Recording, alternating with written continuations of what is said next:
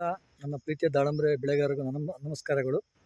ಸ್ನೇಹಿತರೆ, ಇದು ಆಲ್ರೆಡಿ 8 ವರ್ಷದ ಗಿಡ ನೋಡ್ಬೋದು.